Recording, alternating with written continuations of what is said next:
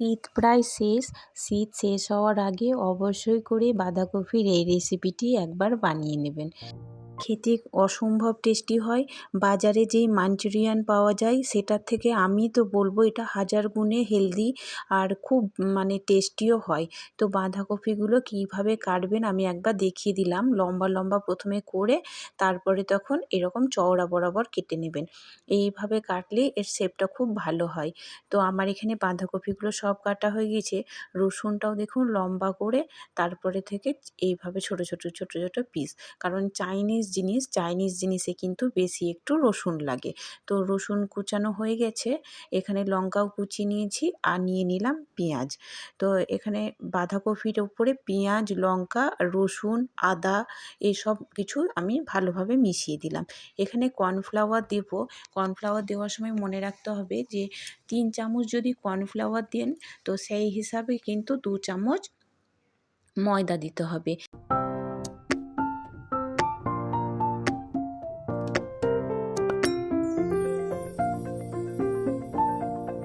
আর এখানে আমি কিন্তু উপর থেকে একটু গাজরও দিলাম। গাজর দিলেও বেশ ভালো হয়। এটা একদমই অপশনাল, কিন্তু আমি বাড়িতে একটু হেলদি করে বানাবো বলে আমি গাজরটা দিয়েছি। আমি এটা মাখার সময় কিন্তু এতটুকুও জল দিইনি।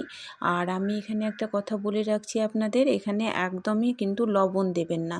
লবণ দিলে বাঁধাকপি থেকে কিন্তু জলটা বেরিয়ে যাবে। উপর থেকে দিয়ে দিলাম লঙ্কা। আর পরে যখন মাখা হয়ে যাবে তখন কিন্তু দিয়ে দিবেন লবণ। তারপরে এরকম গোল গোল করে শেপ দিয়ে নিবেন। তো আমার এখানে সবগুলো করা হয়ে গিয়েছে। তেলটা আমি খুব গরম করে কিন্তু এখানে লো মিডিয়াম একদম লো করে দিয়েছি, লো আঁচ। আর আপনাদের এখানে একটা কথা বলে রাখি, যদি ব্যাটারটা একটু পাতলা মনে হয় তো কোনো ভয়ের কিছু নেই। আপনারা কিন্তু একটু বেশি ময়দা আর কর্নফ্লাওয়ার দিয়ে এটা একটু বাইন্ডিংটা করে নিতে পারেন। এটা যতক্ষণ হচ্ছে আমি এখানে নিয়ে নিলাম একটা বাটিতে 1 চামচ কর্নফ্লাওয়ার। আর এই হালকা অল্প একটু জল দিয়ে আমি ভালো মতো গুলিয়ে নিলাম। নিয়ে নিব 1 চামচ সয়া সস। এটা কেন করছি এটা আপনারা ভিডিওটা দেখতে থাকুন তবেই বুঝে যাবেন। তো এখানে 1-1.5 চামচ সয়া সস দিয়ে দিলাম। আর একটুখানি দিয়ে দিব টমেটো সস 2 চামচ মতো। আর 1 চামচ মতো দিব রেড চিলি সস। তো রেড চিলিটা একদমই অপশনাল, যদি আপনাদের ঘরে না থাকে তো দেওয়ার কোনো দরকার নেই। তো এইভাবে কিন্তু অবশ্যই করে গুলে নেবেন। তো এইভাবে গুলিয়ে একটা ব্যাটার তৈরি করে রাখবেন।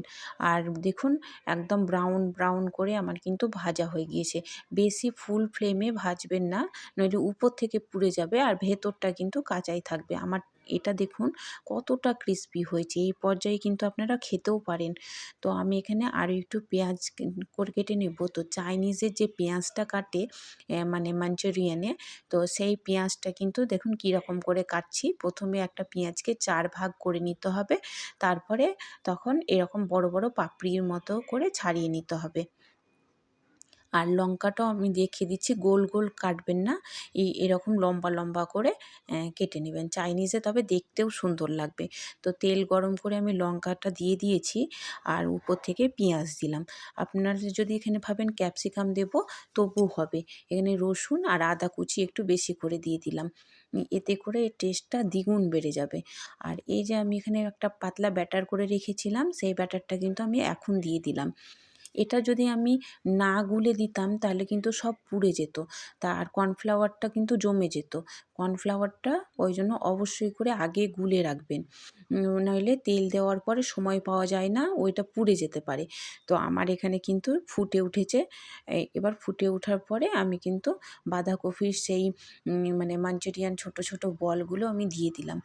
আর এখানে কিন্তু দেওয়ার পরে আমি বেশিক্ষণ গ্যাসের আঁচে রাখবো না, কারণ তখন ওইটা নরম হয়ে যাবে। আর আমার ভাজাটা এতই ক্রিস্পি হয়েছে যে উপর থেকে গ্রেভিটা লাগবে কিন্তু ভেতরটা কিন্তু আপনার ক্রিস্পি থাকবে, নেতিয়ে যাবে না। তো আমার সব কটাই হয়ে গিয়েছে। তো দেখুন কতটা টেস্টি হয়েছে। একবার আপনারা অবশ্যই বানিয়ে খাবেন। বাজারের থেকেও দেখবেন আপনার বাড়িতে যদি এইভাবে বানান তার অনেক টেস্টি হবে। তো চলুন আমি আজকের মতো এখানেই ভিডিওটি শেষ করছি। কেমন লাগলো অবশ্যই একবার কমেন্ট করবেন।